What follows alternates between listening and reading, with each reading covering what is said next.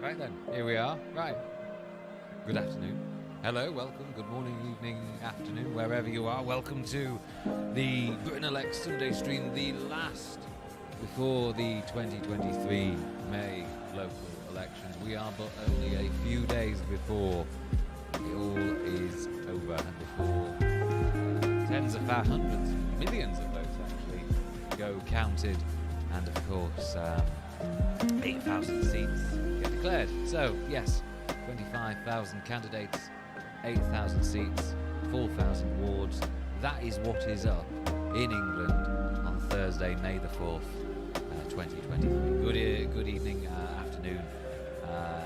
Thank you for joining us. Welcome. So my name is Ben Walker. I am the co-founder of Britain Elects. I set up the site 10 years ago alongside my late best friend Lee Jane Summers, and I've been running it ever since. And it's exhausting but bloody fun work. Oh, music a bit too loud. Do apologise. That would be better. That'll work. That'll do it probably. Maybe. Let's find out. Yeah. Is the music playing too loud? Oh, bother. Well, there we go. We're back now. Is this fine? Is this all good? Let's hope so. Yeah, that should be fine, I presume. I don't know. Actually, I'll check my headphones. 1 minute. What have we got? Yeah, that's fine. That's much better. This is relaxing, I suppose. Right, okay, look, listen. Thank you for joining us. We've got a lot of people. We are streaming on YouTube. We are streaming on Twitch. And, of course, we are streaming on Twitter because Uncle Elon hasn't got rid of that feature just yet. Yes, so I'm the co-founder of Britain Elects. Been running this for 10 years. I've been studying elections, if you want to call it that. I've been covering them for 10 years. So if not to blow my own trumpet, but I think I have a quite encyclopedic knowledge of a good number of races up and what to watch out for today. I also write in my day job is writing for the New Statesman as a data journalist on numbers, obviously. And of course, full disclosure, I am a candidate in Cheshire West and Chester for this year's local elections. I'm standing for the Labour Party.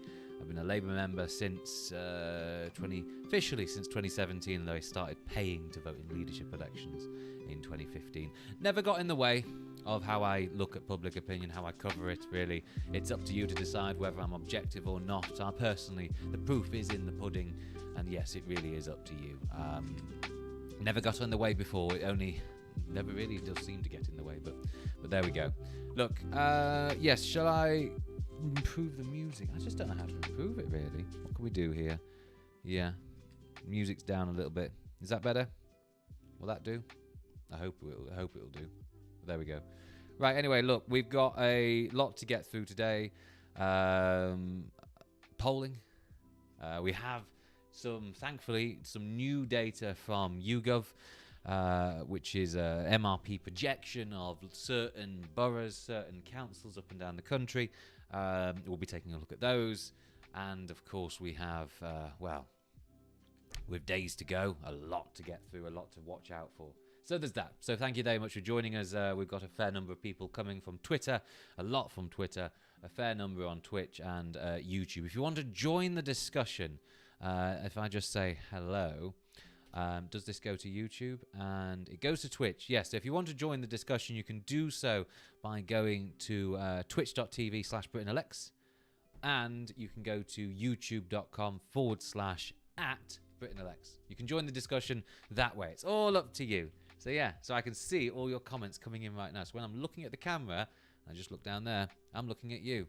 Well, your words, I suppose. But anyway, let's look at the polls. Let's see what has been going on this week. Let's not start with that one.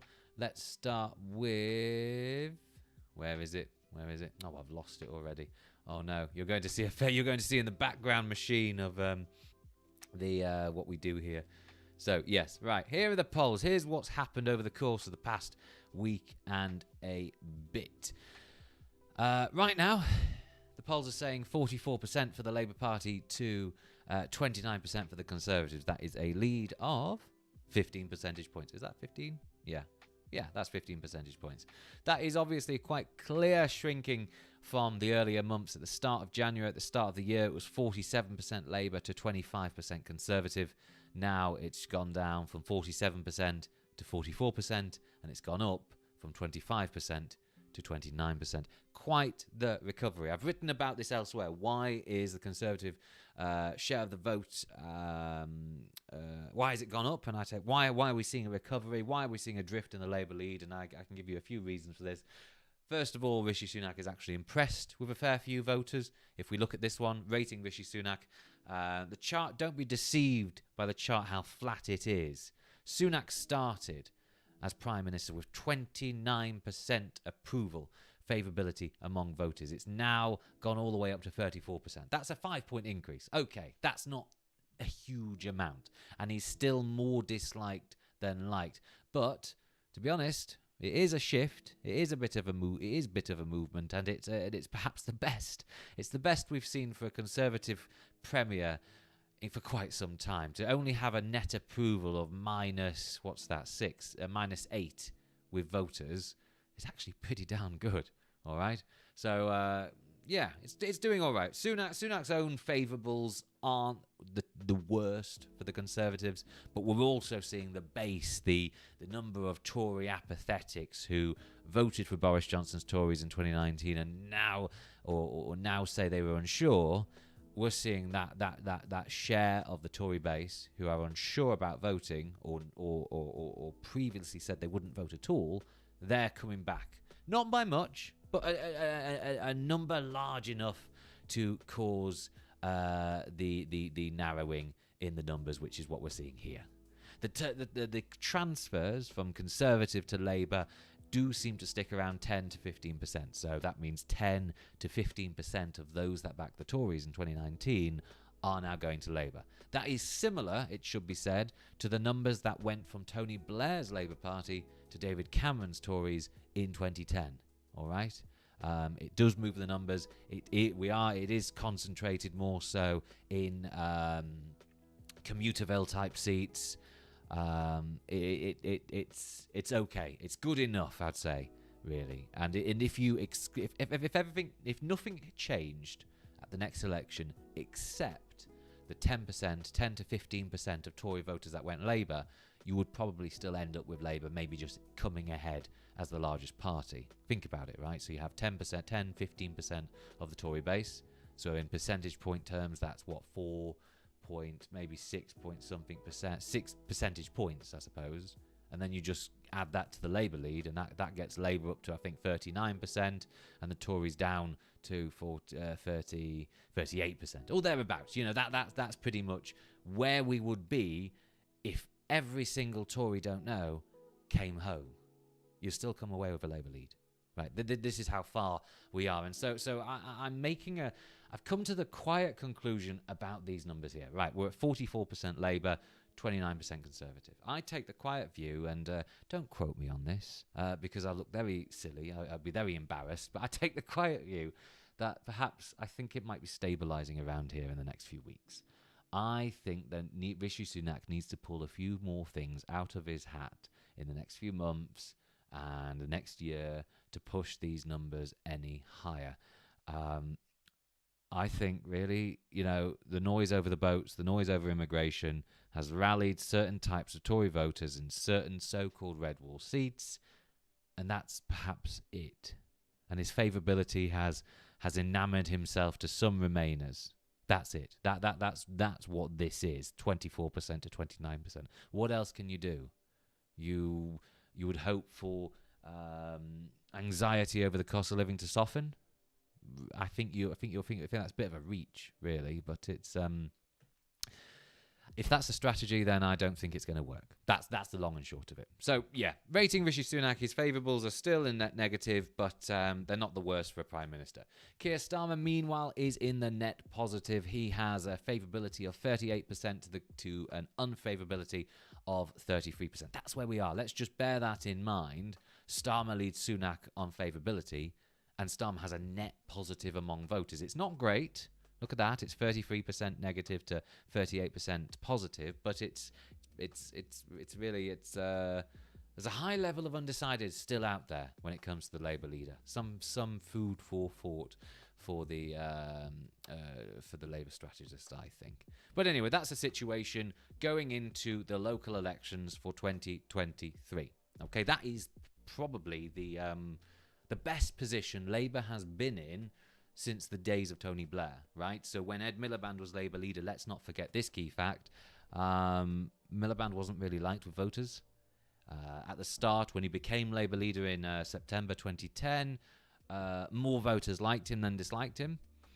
But then you fast forward to December 2010, and he was already disliked. He was already in the negative, right? That's the thing. This is the thing we forget about Miliband, is that you did see some big Labour leads. You did see Labour do particularly well after the Omnishambles budget, but the personality of Mr. Miliband never really struck with voters. And also, I'll show you this as well, if we go back to the charts. Where are we? Not there. This one. Not once did Labour ever lead the Tories on the economy during the Miliband years. So in 2010, you did see Gordon Brown's Labour Party recover somewhat with voters during the election campaign, but it wasn't enough. Because at the end of that general election of 2010, the Tories had a lead of 6 points over Labour on the economy. And to be honest with you, that was pretty okay going, because when you fast all the way forward to 2015, you had the Labour Party pretty much, 15 points behind the Tories on perceptions of competence on the economy. Which party, which government, which concept do you trust to manage the books? And the Tories had a 15-point lead on that. You know, how do you get away from that? How do you recover? You know, you have to square this question. You have to be ahead on this issue, I think, to be able to be ahead with the country. All right? And this is why I place a great deal of truck in these numbers here. I place a great deal of truck with the fact that Labour is 41% trusted on the economy compared to the Tories' 31%. It's a 10-point lead, and to be honest with you, that's a decent enough figure for the Tories to come back on. But really, you know, that's the best Labour's been on since before the 2005 general election. Look at that. The heights Labour went to in 2005 were just 39%. Labour's now on 41% on the economy. That is a significant shift. It's not necessarily, it's not just about the polls. It's not just about this. It's not just about the 15-point lead. It's about the fundamentals of who do you trust to handle the books, and whether you like the Labour leaders on offer. More Britons dislike the Prime Minister than like, but they're not terrible. They're actually pretty good when you consider the situation, when you consider his party is 15 points behind. And he's only 4 points behind the Labour leader on likability. That's pretty okay. That's you know, if it was a presidential race, I make this point many times, Starmer should be worried. But we're not a presidential system. And status quo politics is quite unpopular right now. So there we go. No, right, let's go into the local elections. If you have any questions, comments, thoughts, feelings, and I might read some of them out, please be sure to go to twitch.tv/BritainElects or youtube.com/@BritainElects. Join the conversation there. Tell me your thoughts. There is someone trying to spam some content here. Deft statement, add to block list. Yeah, I just add to block list. I banned that account. But yes, there's lots of stuff to go through today. So yes, YouGov, in their infinite wisdom, have done a wonderful thing, which is try to do an MRP poll, MRP forecast projection of certain local councils up for grabs this election. Now, let's just remind ourselves what we've got up here. So you have most of urban England up for grabs with the exception of Greater London. You have the whole of the coast, the east coast of England, with the exception of North Yorkshire, a bit of County Durham and Northumberland. You have the Black Country, which, you know, it's if you want to call it so-called Red Wall, it is. It is a so-called Red Wall. We have Stoke-on-Trent, where I was on Monday. We have the Greater Manchester, Liverpool, the Liverpool City region, the Wirral. We have Sheffield, West Yorkshire, all of Lancashire with the exception of Warrington and St Helens, so not all of Lancashire. We have Lancaster up for grabs, a bit of a green target there. Kingston upon Hull, or just Hull. Goodness me, Peterborough, Cambridge. Yes, Canterbury, Brighton, lots up for grabs. St Helens is Merseyside. Well, it's in historic Lancashire. Oh well, actually, this is people are disagreeing with me my interpretation of where Lancashire and Cheshire begins, because it used to be the old Mersey River that defined the border, didn't it? But because of local government reform, Warrington is now in Cheshire. It is in Cheshire, I'm sure. Yes, it's in Cheshire. St Helens is in Lancashire. Yeah, or Merseyside. But there we go. Anyway, look, we're distracting ourselves from the primary point here. Lots of seats to go for. Like I say, 25,000 candidates, 8,000 seats, 4,000 wards, billions of pounds of public money about town regeneration, about bins, yes, bins, antisocial behaviour, all that stuff up for grabs, okay? There's a lot resting on this. You know, it's not just, I just ruined it myself. It's not just bin collection. It is town regeneration. It is neighbourhood planning. It is house building if the councils can afford it. It is, in some cases, bus ownership as well. There's a lot depending on these races. They're not as exciting as they're not as boring as some people think. Although pretzel is ruining it for you. Bins, recycling, bus routes, council tax, social housing, exactly that, and that is very, very important. But anyway, look, YouGov in their infinite wisdom, and I really have full respect for them for doing this, have done some MRP surveys, MRP projections rather, of how certain select councils will vote. So just to give you an example here, we have Chichester, which is on the screen. Can you see it on the screen? Yep, you do. You are able to see it on the screen. We have Chichester here. You are able to see how it voted in 2019. It didn't vote in 21 or 2022. And we have the 2023 YouGov projection here. Okay, so in 2019, the votes went 37% Conservative, 32% Lib Dem, 12% Green, and 7% Labour, with 13% for a smattering of independents and other parties. The YouGov projection, the MRP projection, says, the Lib Dems are up 5 points, Tories are down just 1 point on 2019, and Labour are up a fair few points there, 8 points, and the Greens are down a few points. The Green vote halves, apparently. And you have that there, and you do have the Lib Dems leading by 1 percentage point in terms of vote share. That's interesting. That's quite interesting stuff. I'm not sure how that is. YouGov called that too close to call. You can obviously see why. I'm not sure what that would mean, though, on the ground. So let's go have a look at Chichester over here. So Chichester is on the Sussex coast, north of Bognor Regis, east of Portsmouth. And thankfully, it's using the current boundaries, so we are able to work out certain things. So what would that mean? So if we go back to it here, oops, wrong one. If we go back to it here, you have the Lib Dems up 5 points across the borough. What's that going to mean?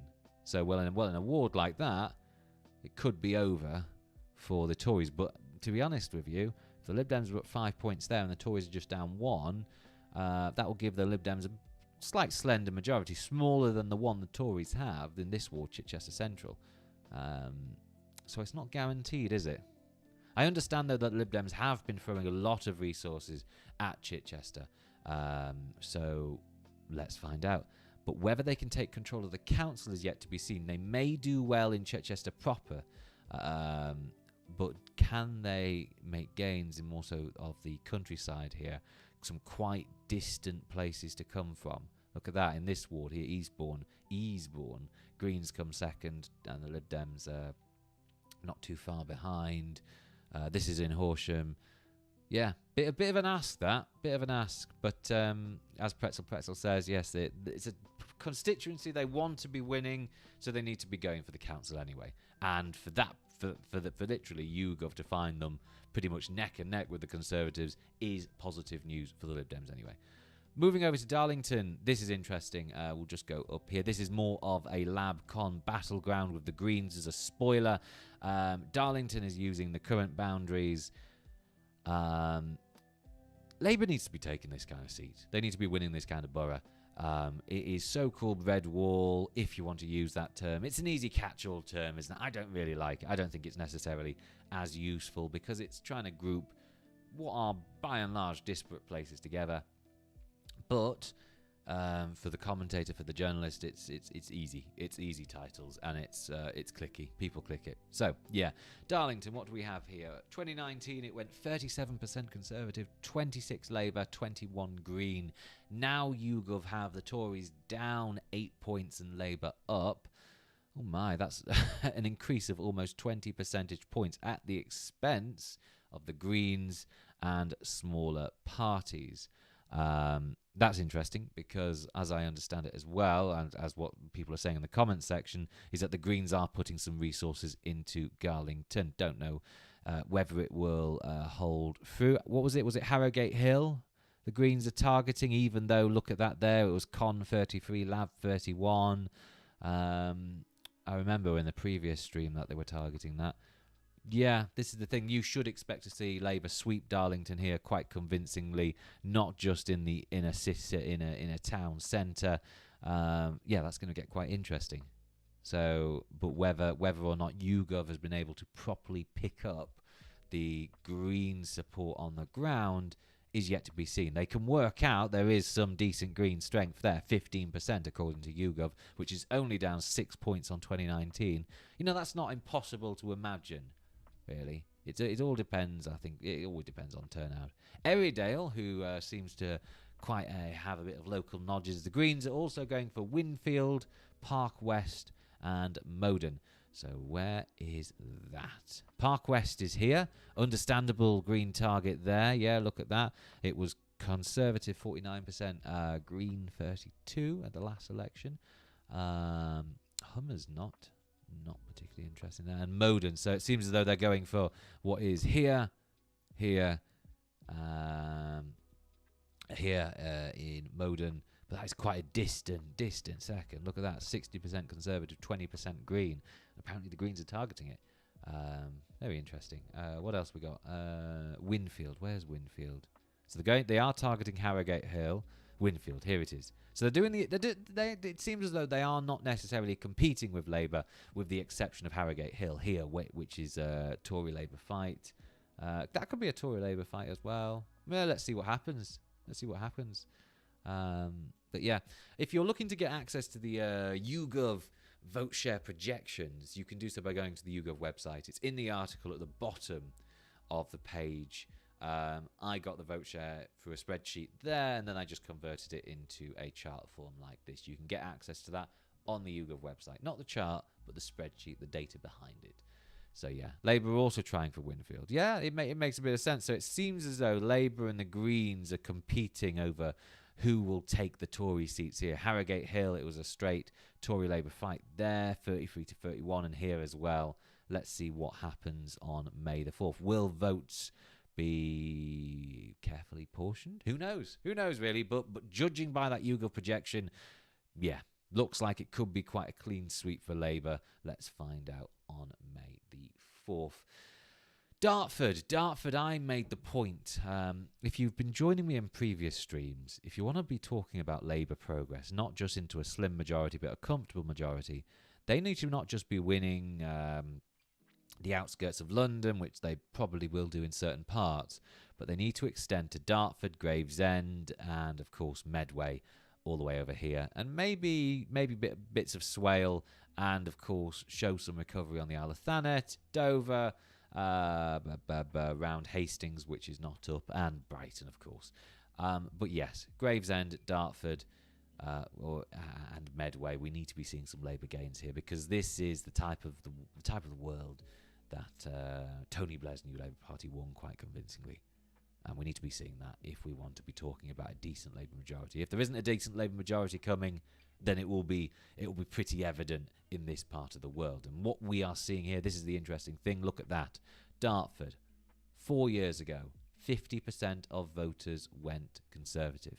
This time round, 50% is also projected for the Conservatives. But you're seeing, look at that, 28% went Labour last time round. Now it's 40%. You probably will see Labour come up quite a fair bit here, and could overtake the Tories. Perhaps this Stonehouse ward here. Look at that. It was 44% Conservative at the last election. 41% Labour and a 15% UKIP. Where will that UKIP vote go? We've made this point on previous streams. The UKIP vote is not homogenous, contrary to what people expect of it. In certain areas, it will disproportionately split to the Tories, but in more southern, coastal areas, it seems to be more Labour leaning, and maybe perhaps in Dartford, that is what we will see. Think about it. If that 20% is the UKIP vote, and a great chunk of it goes Labour, what are we going to see here? What are we going to see in places like this? Maybe we'll see a Labour gain there because UKIP voters went home, didn't go Tory, and maybe some of them went Labour. Maybe that's what we're going to see. Maybe the same in Dartford proper, in Town Ward. But again, yeah, that seems as though could be nip and tuck that. Let's find out. So yes, you could expect to see some decent Labour gains here, but maybe not enough to do anything with the Council of Dartford itself. Pretzel asks, Ben, how reliable do you think the YouGov info actually is, as an LE polling notoriously not great? Yeah. So I've made this criticism before. YouGov local election polling isn't normally great. It's actually quite rubbish. But this is MRP, which is more so demographic-based poll. Well, it's a poll heavily attuned, 6,000 sample with, it's MRP. So I'm giving it greater attention than I otherwise would. So yes, do we expect this to be accurate? I don't know. I'm giving it attention because it's the only data we've got, really, and I'm not sure.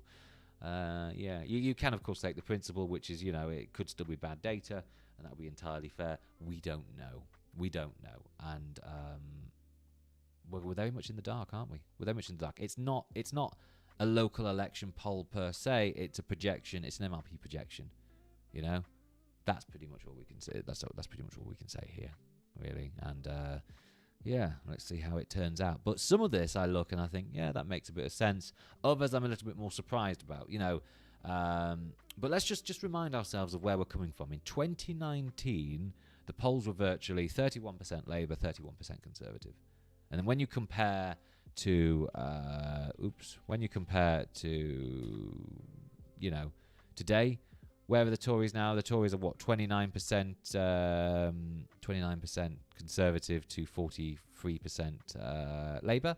So the Tories are up, 10, 11, 12 points on the last election, 10, 12 points on 2019, and the Tories are just down 2. So when you look at Dartford there, and you see it being 50% Tory at the last election and 50% Tory again, that kind of makes sense, doesn't it? Sounds about right. Ominous on youtube.com/@BritainElect says, in Blackpool, it's a straight lab Tory fight. Labour are looking to regain losses from 2019 and solidify control. It's looking good on the ground with hope we gain 8 or 9 seats. Who's we, Ominous? Are you Labour or are you Tory? I can't tell. That's going to be very interesting. But yeah, Ben here without an NS login. Shh, I'm on Opera. I don't have my NS login here. I do have my NS login. I wonder if I can actually show. Would it show? Yeah, there we go. Right, so if I did this. Yeah, okay. I was a bit nervous then that my password would show up.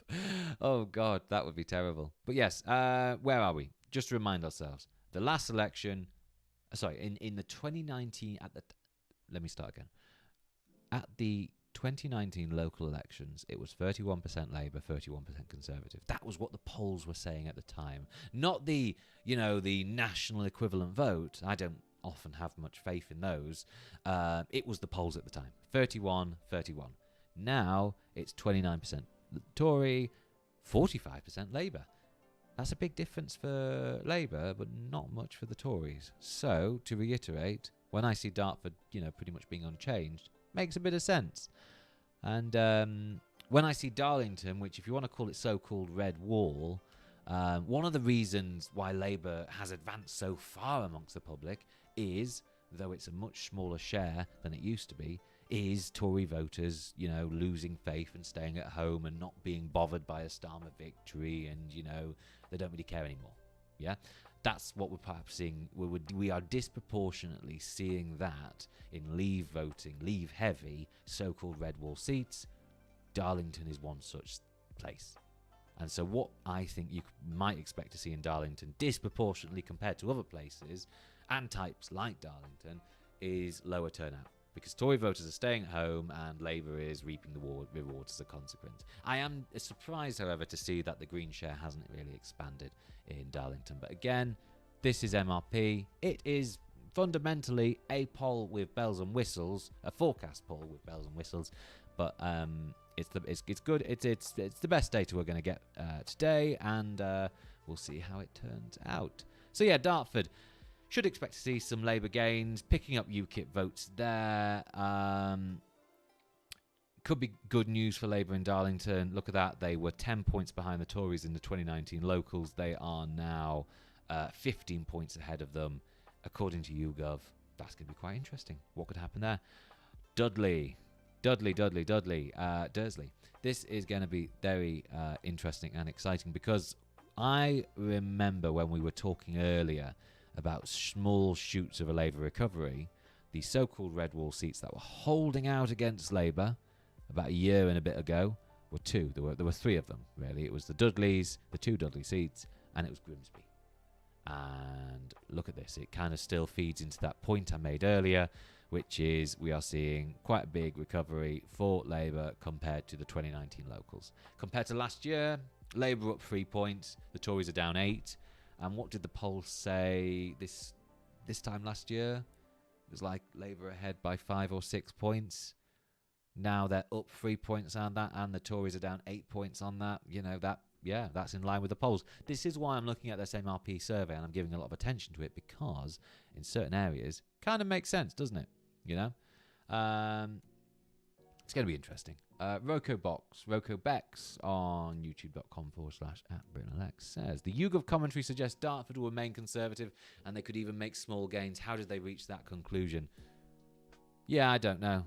I don't know. Let's just go back to Dartford before we continue with Dudley a minute. How do you think they could make small gains? Is it because a maybe they pick up this independent seat? Yeah, that makes a little bit of sense, I suppose. They might gain one independent seat. Okay, that's it. I don't know where that commentary came from. I'm not going to comment on it, because I think it's fair to say that most people do not utilise local election data sets like Britain Elects does. And I think they do it to their detriment, and I think they should start doing it more often, because they're not looking at ward by wards like this, ward by ward results like this. So the commentary, don't know. But anyway, look, going back to Dudley. Yeah, so Labour up 3 points on last time round. They're up 13 points on 2019. The Tories, meanwhile, are only down 1 point on 2019. But look at that. You can see right there in 2021. Shall I zoom in a little bit more on this? Can I do it? Yeah, does that works, doesn't it? Do I need to make it bigger? Yes, that'll work. So you look at that. 2019, this is the local elections. This was May 2019. This was before Boris Johnson. This was before the, what do I call it? Not the Red Wall Revolution. The realignment. This was pre-realignment elections. Okay, we were starting to see it, but it wasn't borne out in its totality. So 2019, 41% of the voters went Conservative. This was the middle of the Brexit wars. I dare say a decent chunk of that 18% is UKIP. And then in 2021, the Tories surged by 15 percentage points to get 56% to Labour's 34%, even though Labour was up 1 point on the 2 years prior. So, yeah, that is realignment politics there, and it's pretty much been reversed, hasn't it? And this time, Labour, not only are they edging, or rather, only being 7 points behind the Tories as they were in 2019, they're actually eking out a 6-point lead in Dudley. That's progress. If you want to talk about narratives of the Red Wall, the so-called Red Wall returning to Labour, it's being made. It looks like it's being made in Dudley. It looks like it's being made in Darlington. But again, this is MRP. Wait until the results. Absolutely wait until the results. What could we expect to see there? You're talking Sedgley.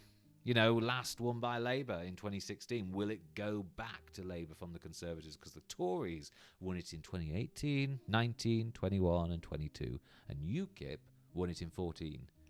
Are these UKIP voters, because let's be honest, there's a fair chunk of the Sedgley electorate did at one point vote UKIP, are these UKIP former UKIP voters, are they staying at home, or are they going to Labour, or are they splitting? What's going on? Don't know. If anyone is on the ground, please do get in touch, because I think I follow some of you on Twitter, and I'm very keen to hear the thoughts you have to say. I was deciding, I think, with my my line manager, my editor, will I do a live blog this year? And I said no, because I don't have the time, and I really actually do not have the time. But I'm kind of thinking, like, it would help, wouldn't it, for a venue to exist, for people with local knowledge on the ground to feed through. I think I'll try and find a way to do that. I'm thinking I'll do a cheat sheet for Thursday. So on Thursday there'll be a massive piece, which will, if you've got gossip to give, in the run up to election day, give it, and it will appear in that. So I'll do a sort of cheat sheet for readers, which is, here's what to watch out for on the night. At 10 p.m, polls will close. At 11 p.m, we might see Sunderland. Watch out for this seat. Watch out for here. Are the Lib Dems going to win this? Are they going to do X, Y, Z? If you want to feed into that, my DMs are open. Let's find out. Okay, Dudley, it's going to be interesting. We'll probably could see Labour broadening, expanding itself, maybe into Stourbridge, Halesowen as well. Halesowen is a bit more, is it fair to say, a bit more middle class, a bit more affluent than Dudley proper? I think it is, isn't it? Don't correct me if I'm wrong. So, and we are seeing Labour advance amongst more middle class voters, more affluent voters. So I guess that makes sense, really. So, yeah. What else can we look at? East Cambridgeshire. Now, Cambridgeshire in its totality is going to be interesting for the Liberal Democrats. More so south of Cambridge itself, South Cambridgeshire, South East Cambridgeshire. Look at all these villages. The Lib Dems normally do quite well, and they have been over the past few years. But these boroughs, these districts, these councils are not up for grabs. What we do have up for grabs, though, is East Cambridgeshire. And it looks as though, going back to this one, Lib Dems could eke out a small lead over the Conservatives here. You know, as I look at these, it just did kind of hit me. It's not unreasonable to think the Lib Dems could make net losses this year. They did have a good year in 2019. It was brilliant. If they repeated that, to be honest with you, if they made no net gains, and this is why I really do quibble with the Sky projections, if they made no net gains on 2019, if they held everything they won in the 2019 locals, that puts them in contention in a great deal of places. Again, in East Cambridgeshire, you know, you're neck and neck with the Tories. In Chichester, if we could just go back there, you're coming close to the Tories. In other areas, you're leading the Tories. Okay, so if they made no net gains, if it was literally zero for the Lib Dems, I would kind of say that's okay. That's decent. That's fine for them. That's where they need to be. And so when Sky say, you know, a bad night for them is only making 20 gains or so, I'm kind of like, what a ridiculous thought. What a silly thought, because 2019 was a good year for the Lib Dems. Holding on to that shows they are leading the pack in so-called blue wall, so-called, affluent Remainer suburbs, you know. I'm not sure. It would be wrong of me to potentially write a piece calling out those Sky benchmarks, but I really think they're quite rubbish at times. I don't know. I'm a bit disappointed in that, really. But anyway, yeah, East Cambridgeshire could be very interesting. This includes Ely. Yeah. So I was in Cambridge last week, which is why there was no Sunday stream, because went to do the New Statesman podcast at the Cambridge Literary Festival in here. There's a bug there. Ignore that. It's not a Lib Dem gain from Labour. It's just that the Labour seat in a ward the Lib Dems led in is up for grabs. So it's a multi-member ward, basically. But anyway, I was there at the Cambridge Literary Festival. I did my podcast, and then on St. George's Day, I thought, bugger it, I'm just going to go home, and I'm going to stop off at Ely, which is actually really quite lovely. Home of Oliver Cromwell, and it was very lovely cathedral, unconventional one. And it's voting Lib Dem quite convincingly. Although maybe we'll just see fatter majorities there. We need to be seeing some Lib Dem gains here, which we probably could expect to see. But even though it was Conservative 49%, Lib Dem 32%. Bit of an ask, that, isn't it? Is it doable? I'm not sure. But we'll find out. By the way, this part of the world is so flat. It's so flat, I don't know. I was just looking out the window, I kind of think, like, yeah, Yeah, it makes sense that Ely used to be an island at one point, or rather, it was an island of marsh, surrounded by marsh, really. But yeah, lovely cathedral, as you say. Yeah. What we got? The ice cream melt says, I don't think Labour would do that well in East Cambridgeshire. I think the Lib Dems would do a lot better because they've been really going strong in rural areas of Cambridgeshire. Yeah. Oh God, I didn't even look at that. Yes. So in the 2019 locals in East Cambridgeshire, Labour got 10%, and now YouGov has them on 25%. That to me seems more like instinctive voting intention based on demographic, as opposed to voting intention on the ground. This is the thing with MRP. It makes projections based on the types of people you are. If you are an affluent person who commutes from a village, who is moving in a progressive direction, has progressive views, you'll probably be going from Tory to Labour. But if you live in Cambridgeshire, well, I don't think you'll be doing that, will you? You might be doing something else. And I think that perhaps is not being shown in the data here. So maybe, yeah. But notice this, though. 39% Conservative, just down to 35%. Only a 4-point drop. Yeah, that does make... I'm looking at these Tory shares, and I am thinking they do make a bit of share. Bit of sense. Right?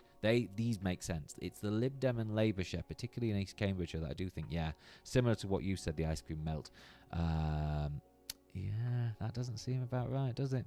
But anyway, what we got here? About Mid Suffolk as well. We'll go to Mid Suffolk in a bit. But yes, we should expect to see Lib Dem gains. Tory vote declining slightly, but it's the Lib Dems who should jump, overtake everyone by a canter. Whether that will happen or not depends on... We will find out on the 4th of May. Hyndburn, which is Accrington, north of... it's east of Preston, east of Blackburn and west of Burnley. I call this like the Lancashire Strip. Blackburn through to Pendle, through to Colne. It's very much, leave Heartland here. I've been to Accrington once. Don't know if I'll go back, but we'll find out. I have a... it was cheap alcohol there, I'll tell you that for a fact. But yeah, no, Accrington. This was one of those seats that was very staunchly Labour at one point and has since not been. And local party splits. Absolutely hilarious here. You have Labour councillors defecting to the Conservatives. You have Conservative councillors defecting to Labour. You have these councillors, after defecting, going independent, starting factional fights. It's an absolute state in Accrington here. In politically speaking, of course. And what we have the local election forecast to show, Labour up 3 points on 2019. The Tories, however, down 8 points. 8 points. And this, again, Hyndburn is a bit like Darlington. It's a bit like Dudley, so-called Red Wall. So an 8-point drop makes a little bit of sense when you consider the fact that a lot of those, fleeing supporters are just simply going to stay home. And that's what we're seeing. And what will that mean? Could we see Labour win Overton? Looks likely. Looks like it's going to happen. Obviously, Labour won it last year and the year before. No, that's in the Ribble Valley. Emmanuel? Probably not. Baxenden? I think I spoke to a local Labour activist on the ground here and I asked him, is it going to happen? He said, no, don't be so silly. Yeah, I don't think that's going to happen. So really, it looks like potentially only just one gain for Labour there.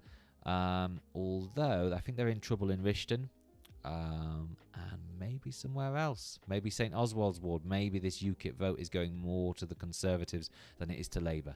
Let's find out. But I think, you could see Labour's votes go up. They will pack up their majorities in the centre of Hyndburn, but they might lose St Oswald's because of the residual UKIP vote. They could lose Church Ward. Yeah, it's going to get interesting. That's going to be interesting in Hyndburn. So yeah, just remind you of the fact here. We're looking at local election projections by YouGov. They did an MRP poll, which is with a sample size of 6,000. Takes demographics, gets how they would vote, and then tries to localize it slightly. Sometimes works, sometimes doesn't. It's the best data we've got right now, though, so we're going to take it and have a look at it. And in Hyndburn, you have Labour up 3 points on the 2019 locals. They're up 9 points on 2021, which, by the way, when you see 21, think of that as a repeat of the general election where Boris Johnson got his majority. Even though you look at that, what am I saying here? Well, even though Labour had a 2-point lead over the Tories here, by and large, the 2021 locals were a repeat of the 2019 general election. So quite the recovery here for Labour. Very much a significant fall for the Tories. It's all a game of turnout for the Tories. They need to get their base out to the ballot box. I wonder if in the next few days, if they want to hold on to their seats in places like Darlington and Hyndburn and Dudley and so on, they might just suddenly come out with some more noises about the votes, because it's the votes that really rallies these types of voters to the ballot box. Let's see what happens there. Let's have a go. Mid Suffolk. Now, I make this point a lot, and I've had some people call me out on it, which is I take the view that in Brighton, actually, no. In Brighton right now, the council is currently Green run. At the last election, the Greens came second. They got less seats, the fewer seats than Labour, but Labour councillors have since left, defected, resigned, stormed out tantrum-throwing types, etc., etc., and the Greens have been able to form an administration. What I'm saying about the next election in Brighton is Labour gains off the Tories will have them overtake the Greens in such a way that there's no chance, no hope of the Greens continuing to run an administration. There was some copy, a piece I put out, which was heavily edited, that did kind of remove that nuance, I'm afraid to say. Yeah, I should actually edit that back, really. But yes, point being in Brighton is that hope of the Greens continuing an administration on Brighton Council does feel a little bit for the birds, because the Labour are going to overtake them in such a way that, you know, the idea that it's going to be anyone but Labour seems very unlikely. And that basically is Tory vote is going Labour in Tory seats. But yes, so while I expect the Greens to not control Brighton and Hove Council, it could get interesting in Mid Suffolk. Now, Mid Suffolk is hard for some people who are not exactly map literate to circle, but we're talking between Bury St Edmunds and Ipswich, Stowmarket here. Any other town? No, really, that's it, isn't it? Yeah, there's not much to see here. It is countryside Suffolk, small towns like these, little villages, and they are voting Green by quite substantial margins. These are former Tory seats. You need to remember that.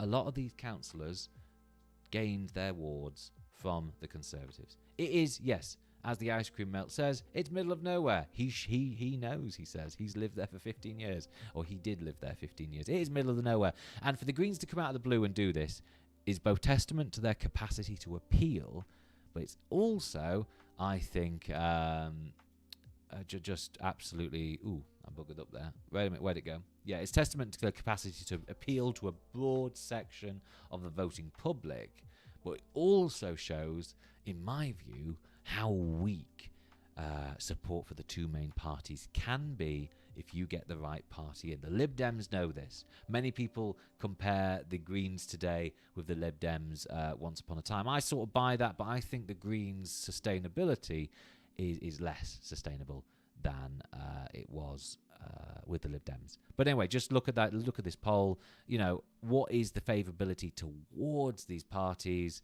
Yeah. Labour is ahead of the pack, but has a net positive of +2.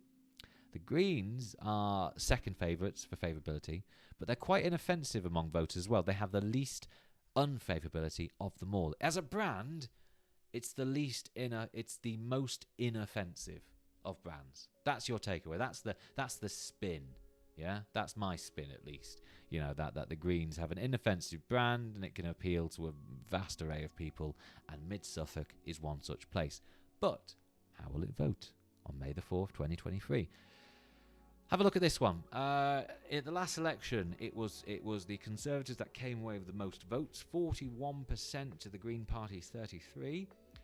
Right now, the YouGov projection says Conservative 40%, Green 39%. And look at that, the Tories are just down 1 point on the Brexit war election of the locals of 2019. Yeah? Makes a little bit of sense when you consider they're only down 2-3 points nationally on when you looked at the polling. So, but yeah, that's very close though. The Greens are running the Tories very close here. Let's see how it turns out. I bet you, looking at these numbers alone, I think the Greens have got it. A lot of these Labour and Lib Dem votes will pile in Green Tory fights, and so the 9 plus 11, the 20% for the Lib Dems plus Labour, you know, it will in marginal wards, it will support the Greens, and it will get them over the line. Should do, at least. That's my view. Mid Suffolk, on these numbers, should be going Green on May the 4th. Whether it happens or not, well, who knows? Who knows? But yeah. Right, bit of water break there. Milton Keynes, this is exciting. Milton Keynes is Commuterville. This is 2 parliamentary constituencies that Labour need to be gaining if they have any hope of forming the next government. And look at that. 2021, bad year for Labour, or rather good year for the Tories. They got away with 43% of the vote and have since then been declining. But when you compare the YouGov projection to how things went in 2019, it's all right, actually. It's not terrible. It's quite nip and tuck. So in 2019, the Tories had a 5-point lead over Labour in terms of votes across Milton Keynes. They now have a 2-point deficit against Labour. To be honest with you, that's not much when you consider the fact that Labour are up 10 to 15 points nationally. In Milton Keynes, they're only up 4 points. That's interesting. And they're down, by the way. You can look at that. You can see Labour down 3 points on last year. What's going on there? What's going on? That is very interesting stuff. I don't know what's going on in that borough. There is a very strong Lib Dem vote that does not appear to give in to Labour advances. Seems to be stymieing Labour advances there, if you want to spin it in the pro-Labour way. Let's have a look at some of these wards. So Milton Keynes. I've spoken to Labour people on the ground here. They are telling me they're absolutely bullish about this.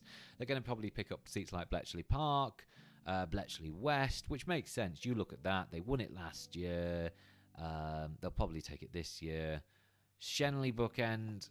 Yeah, the Lib Dems are in contention here. This is the thing. The Lib Dems have a fair chunk of supporters that they don't appear to directly be competing with Labour for. So, in Darlington you had certain seats that Labour are competing for and the Greens are competing for and the Conservative held. Here in Milton Keynes, the crossover in targets between Labour and the Lib Dems doesn't appear to exist.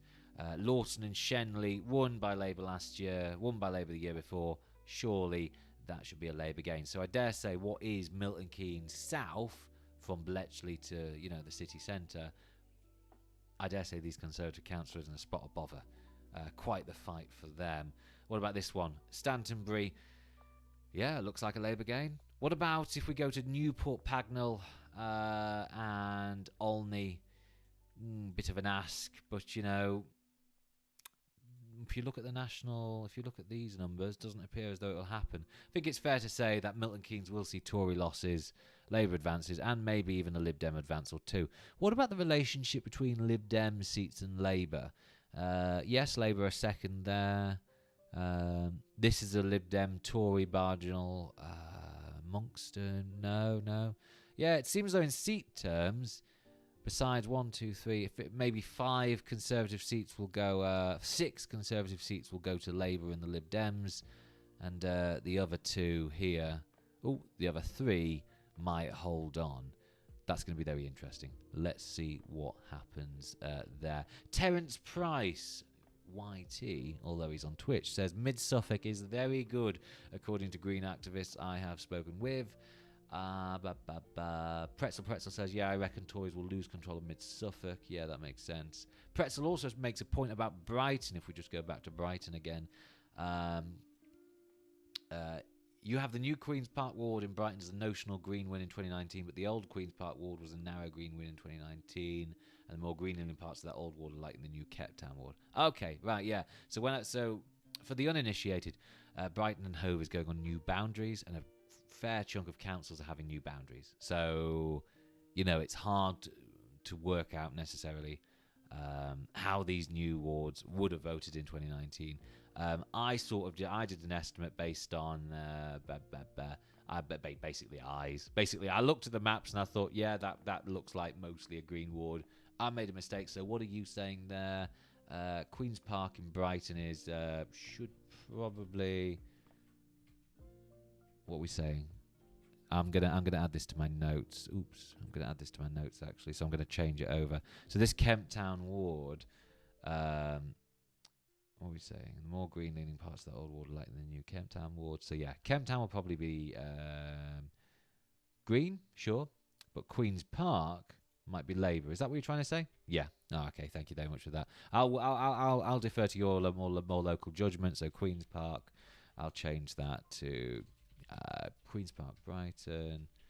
Change to green. So that will be the notional result. How this ward probably would have voted in 2019. Thank you very much to Pretzel for that. Milton Keynes, yeah. It is a suburban, well, it's a commuterville city that needs to be won by Labour. And there's a lot of Lib Dem votes there that perhaps are spoiling, if you want to, give a pro-Labour standpoint, spoiling Labour's lead. Nevertheless, in seat terms, which is what the BBC and Sky will do very well, it will look that very much like some decent Labour gains here. You could be seeing one, potentially, Tattenhoe is a bit of a reach. 1, 2, 3, 4, 5 or 6 Tory losses, and 4 or 5 Labour gains and 1 Lib Dem gain. Maybe that's probably what we're going to be seeing in Milton Keynes. Anyone who's local who wants to tell me otherwise, please do get in touch. Very keen to hear about what is in essence 2 key parliamentary marginals, battlegrounds rather. North East Lincolnshire.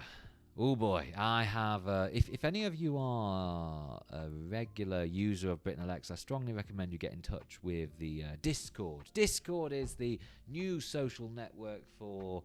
Well, in essence, it's for people my age who like to piss about, really. It's available on the twitter.com bio, which you can find on twitter.com/BE. There's a lot of memes, lot of BS. Let's be honest, there's a lot of BS on it, but it's quite good fun. There's a lot of funny stuff, and you're talking with your fellow nerds. You're talking with fellow nerds. So get involved. I'll put a link in the comments section there. But yes, there is someone on the Discord who is a big fan of me talking about Grimsby, and I think that character's name is actually set as Grimsby. So yeah, someone says don't join the Discord. It has had issues in the past with some quite edgy people, but hey, I think that's probably dealt with, I think at least. But anyway, yes, Grimsby, which is North East Lincolnshire, which stretches all the way from Immingham to Cleethorpes. I'm told by anyone who's been to Grimsby it has the best fish and chips in the country. Maybe I'll pop there one day. I remember the former MP for Grimsby, what was his name? Austin Mitchell. Is he still with us? Is he still on this planet Earth? He had a habit of, one of the rare things he posted on Twitter was just him in a chippy, and I found that very endearing, and I kind of like, yeah, that's very quite sweet. So yeah, hey, we're not edgy, says the ice cream melt. I do. Sometimes you are, but yes, no, Grimsby. Look at this. Sorry, it's a Labour. It's a seat Labour needs to be winning. They need to win this big. If you want to talk about the end of the Tory ownership of Red Wall England, Grimsby is the place for it to happen. And whether or not it will is yet to be seen. Again, I keep saying is yet to be seen. That's my way of saying I don't have a bloody clue. So, anyway, North East Lincolnshire. It's Grimsby, it's Cleethorpes, it's all the way up to Immingham. It had an industry once upon a time, doesn't particularly now. Yes, it's very much stereotypically a bit left behind. But anyway, you look at this projection by YouGov, this MRP survey. This is, I was looking at this, to be honest, I was looking at these numbers for the first time this morning, and I was surprised at this one. So in 2019, even before the realignment, the Tories got 50% of the voting throughout North East Lincolnshire. Labour, 27%. This YouGov projection has the Tories collapsing to 36% and Labour going up to 51%. And Lincolnshire 1536 on twitch.tv/BritainElect says, if that's true, it will be shocking. And I agree. These are shocking figures. You know, if we go up to Dartford, that makes a fair bit of sense. Labour eating into the UKIP vote, probably picking up a fair number of seats. And in essence, 50-40 can be interpreted in one way as a bit of a close-run thing. In certain areas, some of these projections do make a fair bit of sense. North East Lincolnshire is the eye-opener here. 27% all the way up to 51%. And last year, when Labour were ahead by 5 points nationally, it split 49% Tory, 35% Labour. For it to now be 51% Labour to 36% Tory is quite a shift. And what we would be talking about, in essence, is places like Croft Baker Ward, which I'm told Labour aren't putting much effort in, going Labour. Quite clearly, you can see that could happen there. Park Ward, which used to be Lib Dem. Remember, the Lib Dems did and do still have a bit of presence in Grimsby. They have it in the town centre, East Marsh Ward here. The last time it went Labour was 2015, when, of course, it was a general election. You know, this ward here. What can I say? Really? Yeah. So in 2015, when it was a general election, turnout was higher. There were not enough Lib Dem voters. That's basically it. Lib Dems have a bit of local strength. Whether it'll work, who knows? But Park Ward. Why are people saying Park Ward is their favourite? But yes, no. Look at that. 37% Conservative, 28% Lib Dem, 18% Labour. Lib Dem should be gunning for that. So they last won it in 2016. Will they win it again? Who knows? Yarborough, I'm told, on Discord, funnily enough, that Labour are going for it, as well as Freshney Ward, which went independent last year, but is Conservative held right now. Let's see what happens. Oh, was it a by-election in Park? Was it? Wait a minute, actually. Is it on the Britain Elects Park by-election? Let's see what we got. Britain Elects. Did we get it? No. I've got Cleveley's Park, East Park. Yes, so 18th of February. Or was it the 17th of February last year? It was Conservative. I'll put this up on the screen, actually, so you can see. So there's a by-election in Park Ward. That was February last year. Yep. 39% Conservative, 31% Labour. And the Lib Dems, well, yeah. Goodness me. Maybe the Lib Dems won't get it. Food for thought. Don't know what's going to happen there. But yes, looking at these numbers, yes, Labour should be sweeping. Should be doing incredibly well here. Grimsby, definitely one to watch, purely by virtue of these YouGov numbers. My goodness me, that is quite the shift. Plymouth. I have a friend in Plymouth. That's the only thing I can say about it, really. Plymouth.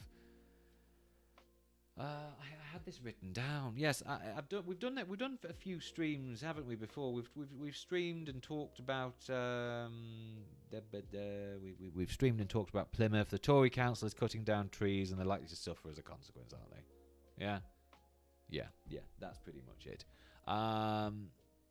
2019 though was decent-ish for Labour, or rather, it was a 50-50 split. In 2019, it was 38% Conservative, 38% Labour, and now we have the Tories falling 6 points on this election and Labour advancing 4. So this is how Plymouth voted in 2019. You look at all that. So many titles, so many little names. I don't like all these villages appearing. I think not villages, neighbourhoods appearing. Maybe I'll fix that. Yeah, you got Compton Ward most likely will go Labour, but what about further? So if the Tories are down 6 points and Labour are at 4, Buckland looks like a bit of a reach. Buds Head, Tories down 6, Labour at 4. That's in contention. Buds Head is in contention. Plimpton, nope. Nope. Looks like the Tories will come away with winning council seats, but they might be pushed out of Plymouth proper. I think I made this point last week, didn't I? But yeah. Could, as Orcs Slayer says, we know Plymouth is going to be a Tory bloodbath. Yeah, potentially. For the uninitiated as well, what you're seeing here is every ward by ward result of how these wards, the wards up for grabs, voted. More than most of them voted in the 2019 local elections. You have the local parties summarised there: Con being Conservative, Lab being Labour, and Lib Dem being Lib Dem, and so on and so forth. There are some other wards though, if I can find it. That if there's a smaller party that's quite organised, like this one here, X1, that just means an other party won, as in, so it's an other party in the column of other parties won. It makes sense in my spreadsheet. I need to fix that, basically. But yes, Con is a very suitable name, says DJ Palmer 93. Very funny. Very good. Yeah, so Plymouth Moor View.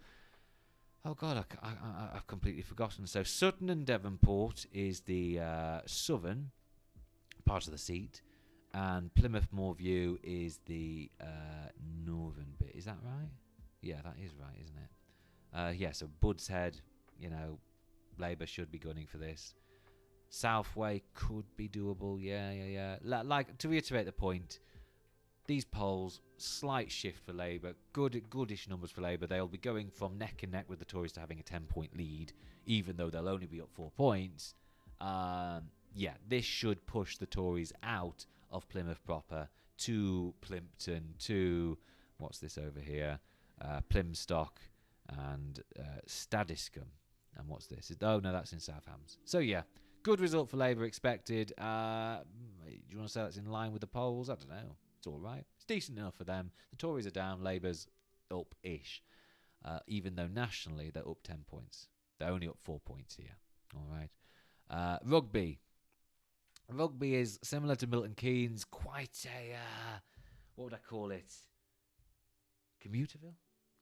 Yeah, I'll call it that. Yeah, let's call it that. Rugby, can anyone tell me where it is? It is over here, east of Coventry. It is in Warwickshire, northeast of Warwick and Leamington Spa. But yeah, it's going to be interesting. We should expect to see, based on this. Yeah, look at that. This time. Oh, gosh, that's going to be quite a shift then. Okay, so rugby, what does that include? It goes all the way to the edges of Coventry. Yep. Oh, and it's just basically all this. So everything on your screen right now, if you exclude Coventry and Lutterworth, that's rugby. And in 2019, it was Conservative 41%, Labour 26%, and Lib Dem 23%. You can see some Lib Dem seats there. And look what's happened since. Labour have crept up, and they're now forecast, according to YouGov, to end up with 41%. The Tories are just down 9 points from 41 to 32, which, to tell you the truth, is quite a big drop when you consider they're only down 2 points. Labour up 15 points there, which is more than what we're currently seeing nationally. So yeah, it looks like some big results expected here. So, but I don't know. Will it be shown through in the seats? Maybe there in Admirals and Corston. What about these Lib Dem votes? Where are they going? Surely the Lib Dems aren't going away quietly. They're fighting like lions, probably. Again, the thing with YouGov is maybe they're not factoring for local factors, so maybe it won't be 41% Labour. Maybe it will be 32% Tory, but the way this 15 plus 41 Lib Dem plus Lab split might not be like that. Maybe it'll be a bit closer. Interesting. That's going to be quite exciting stuff. The Ice Cream Melt asks, on the topic of rugby, what about North Warwickshire, especially since that constituency swung massively to the Tories? North Warwickshire. Hello, here we are, North Warwickshire. So this is north of Nuneaton and Bedworth. It includes Aviston and Coleshill, and yeah, looks like we could be seeing some Labour gains here. This is an interesting seat. Is that a bug? Is that a mistake on my part? Because when I look at geographically large Labour seats, I'm kind of like, surely not. And then I actually go in the spreadsheet, and by and large, they're actually wrong. So I fix them. But we're just going to have a look now while I'm at it. So yes, Arley and Whittaker looks to be 52 to 48 Labour to Tory. And in 2015, it went Conservative. How did it go in 2019? It did go Labour. Yeah, okay. Geographically quite large seat. What about this one? It's simple Labour-Tory fights, isn't it, with the occasional UKIP candidate thrown in. Got a Green there, though. Yeah, North Warwickshire looks like we could be seeing some decent Labour gains. Yeah, inevitable, I suppose. Yeah. Ominous from YouTube. youtube.com/@BrittonElect says, sorry, more Blackpool gossip incoming. On Friday, watch out for Great Martin, Waterloo and Greenlands. On a good night, Squiresgate and Bipsham could go lab too. Not likely, however. Okay, I'm going to look at Blackpool near the end. That's interesting. But yeah, Mugby. Don't know where those Labour gains are going to come from. I mean, I think it's obvious. Yeah, you got Cotton and Borton, you got Admirals and Corston, Bilton might be Lib Dem, but might be limited there. Maybe they'll build up their votes in their wards. And what's going to happen to this? You know, the Lib Dem seats. To reiterate, I think the Tory vote might be right, but the distribution between Lib Dem and Lab might be wrong here. Don't know. Sheffield. Oh, wow. That's very interesting. Right, okay, let's go to Sheffield. To tell you the truth, ladies and gentlemen, I'm kind of looking at this at the same time as you are. I only just gave cast an eye over some of this, and I thought, wow, that's definitely worth talking about. Sheffield, it's a very split council, isn't it? 2019, though, it went 8% Conservative. They're now on course for 19%. Okay, fair enough then. Fair play. Yeah, it was quite a bit of a bad result for them, to the benefit of 13% of the parties. Let's not forget, though, north of Sheffield proper, if we go over here to what is Ecclesfield and Stocksbridge and Penistone. No, Peniston's in Barnsley. Ecclesfield, these used to be some pretty decent big UKIP votes. They won the seats there once upon a time. Did they go down as far as Brightside? Can't remember. But yes, they did do quite well in Ecclesfield and Stocksbridge. And I dare say, looks like that vote could be just going straight to the Tories. Yeah, could be interesting, that. But yes, what can we look at here? Not much, really. Not much. Labour vote up. Greens seem to be wavering a little bit there, 5 points down. Lib Dems down 7 points. Tories up, taking those UKIP votes back. What's that going to mean in seat terms? Maybe Labour will pick up a ward from the Greens, like Neveredge and Sharrow. I don't know. That's going to be very interesting. I'll be keen to hear what people in Sheffield have to say about that. What about here? What is South Sheffield? Mossborough. Wait a minute, let's just go back to those numbers. Yeah, Lib Dems down 4 points, Labour up. No, Lib Dems down 7 points, Lib Dems up 7. Yeah, looks like Labour will pick up seats off the Lib Dems here. That's very interesting. Yeah, that's going to be very interesting. So maybe the Lib Dems will suffer losses in Sheffield. Anyone want to tell me otherwise? Let me know. Let me know in the comments section below. Below? No, I'm not doing a YouTube video. Yeah. Is it going to be influenced by tactical voting? Yeah, that could be very interesting. What else have we got? Sunderland. Ooh. Sunderland will be the first borough to count on the night. Oh, well, be one of them. You'll have Newcastle. You might have bits of Basildon. You'll have Harlow. Is Harlow counting this year? We've got Harlow elections. Yeah, we should do. Yeah, we do. Harlow's going to be interesting. These could be interesting, maybe. Maybe it won't be. I think it should be. Harlow should definitely be interesting, in my view. You know, by virtue of just being Harlow. Sunderland, just to remind you, in 2019 it last had a bit of a bad year for Labour. Their vote suffered, and in 2021 the Tories advanced by a sizable margin. You look at that. That was the UKIP vote going to the Tories. So if we look at some of these seats, did it go Tory? Yeah, look at that. In 2019 it went UKIP. In 21 it went Tory. In 22 it went Labour. What about this one? Another one, Rye Hope Ward. 19 it went Labour. 21 it went Tory. 22 it went Labour.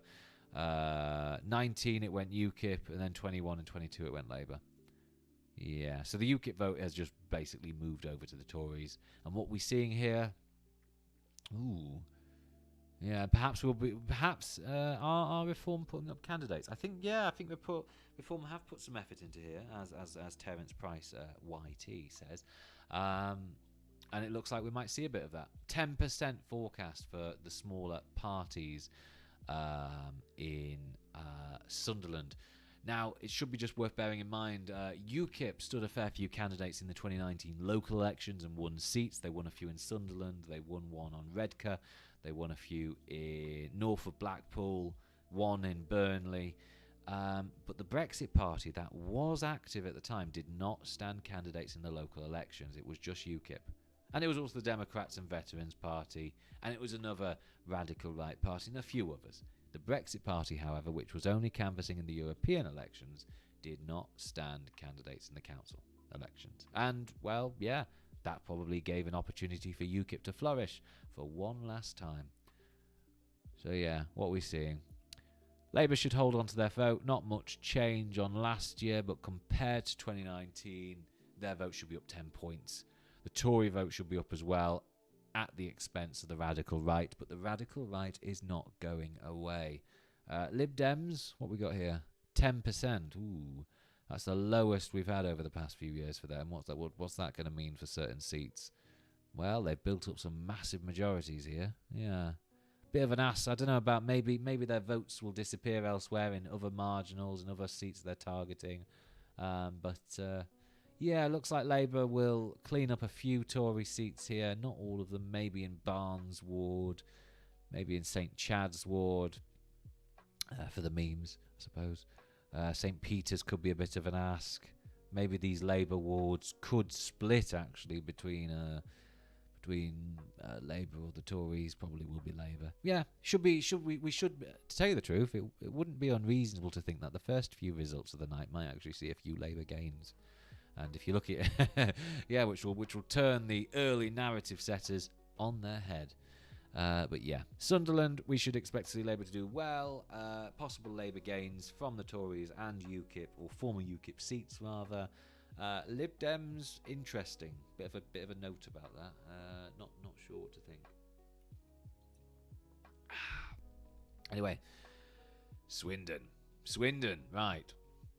Swindon once more is similar to Milton Keynes, similar to Rugby, similar to, what else have we had? Plymouth, I suppose, maybe. Yeah. Swindon is a Commuterville, England, that Labour needs to win big time, and if they're not, they're doing something very wrong. And it looks like they are on course to do just that. There was an error on this map before. I had one Tory seat listed as Labour, now corrected. And looks like we're going to be seeing some decent Labour gains here. So, compared to 2019, Labour's up 9 points here in Swindon. Probably will be. Who knows? And the Tories are down 5 points. Lib Dems appear to have improved their share just by 3 points, and the Greens, yeah, not much to say there. What will that mean? Labour gains. We should see some decent Labour gains here, and if I remember rightly, this was where Labour kicked off their local election campaign. So if they do anything other than make some decent gains, they're doing something wrong. So no, Swindon should be a quite clean gain from the Conservatives. It's as simple as that. Yeah, they've got to do well. Oh my, Walsall. Similar to North East Lincolnshire, except not quite as dramatic. Did have a bit of an eye-opener here.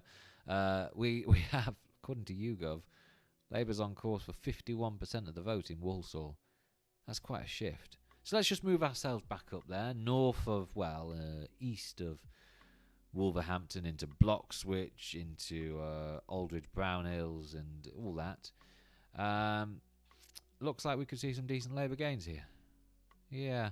So at the last election, the ones these seats are up, it was 38% Labour to 41% Conservative. Tories are down 4 points. Labour are up 13 points. Which, to tell you the truth, that really does reflect the polls. And I look at that and I do think, yeah, you've probably got this quite right. It probably will be like that, if, of course, the polls are right. So, yeah. Yeah, that's as much as I can say about it. Oh, the thing with Walsall, though, is it's split. in a way, between Walsall proper, Bloxwich, which is more of a bit of a battleground, and Aldridge, which doesn't normally vote anything but Conservative.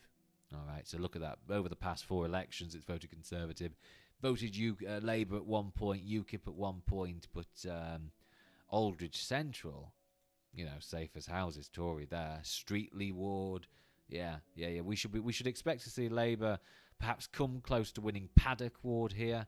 15-point Tory majorities are definitely under threat in Walsall. Birchall's, Leamore, definitely, most certainly. Bloxwich West, maybe. I don't know what candidates are standing this time round, but yeah. Walsall proper is a lot more deprived than Aldridge Brown Hills, basically. It's as simple as that. That's it. So yeah, good Labour gains expected there. Windsor and Maidenhead. If there's any Lib Dem viewers, do you need to turn your heads away? No, you don't. Windsor and Maidenhead looks to be good for you. So I take this view. I take the tentative view that I don't necessarily think this year's local elections will be amazing for the Lib Dems in terms of net seat changes. I think they'll hold their own. They'll probably suffer some losses in certain places, like we saw in Sheffield, and they probably will broaden their base in Surrey and Hertfordshire and Oxfordshire. And anywhere else, they'll probably actually fall back, really. They need to start concentrating their resources on Conservative seats they want to be taking, and we need to start seeing that in these council elections on Thursday. Windsor and Maidenhead might be one of those places. And if you look at this, the YouGov projection looks like they're doing just that. So in 2019, it was Tory 39%. Now it's down to 33%. Lib Dems are at 24%, and they're expected to go up to 35%. Pretty decent, pretty effective, that. What will that mean in practice? So Maidenhead goes all the way through to Windsor. Is Windsor Castle represented by an independent? No, surely not. Wait a minute, where's the castle? I don't know where the bloody castle is. Don't know. Anyway, yeah. So Eton and Castle is represented by a Conservative, although it's not damning. Looks as though a Lib Dem could take this off the Tories here.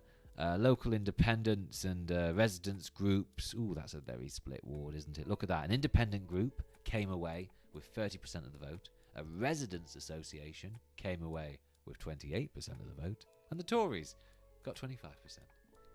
That'll be interesting. Let's see what happens there. Maidenhead, though, which I understand the member for Maidenhead used to be a prime minister at one point. Looks as though the Lib Dems could be gunning for this, or maybe it's more local parties. An independent group appears to be making a challenge there anyway. Yeah, that looks like some good results for the Lib Dems are expected. Perhaps 4, 5, 6 gains, maybe. 6 ward gains at least, maybe. But yeah. Wokingham. I think I follow someone on Twitter who is very involved in the Wokingham campaign for the Lib Dems. But yeah. So in 2019, it went 40% Lib Dem, 37% Conservative. Now it's 32% Conservative, 43% Lib Dem. Slight shift, not, a surge, but it's not out of whack with the past few elections. So in Wokingham, what can we expect to see? Maybe a Labour gain there, but a Lib Dem gain there. Wokingham without, maybe a Lib Dem gain there. Yeah. A few Wokingham. Yeah, okay. Thanks. Yeah, that again, one of these projections that doesn't seem out of whack with previous results, but when you compare to North East Lincolnshire, Grimsby, that's a significant shift. And I think, to be honest with you, when it comes to demographics, YouGov have got this pretty bang on. When it comes to perhaps the local votes, though, such as what we see in East Cambridgeshire, if we just go all the way back up there, that big jump, 10% to 25% for Labour, that doesn't sound right. Really. I dare say a lot of that Labour vote, that jump for Labour, the type of voters who are minded to go Labour would go Lib Dem anyway, in Ely, in East Cambridgeshire. So yeah, Wokingham makes sense. And we finish off with Worcester. So, Worcester.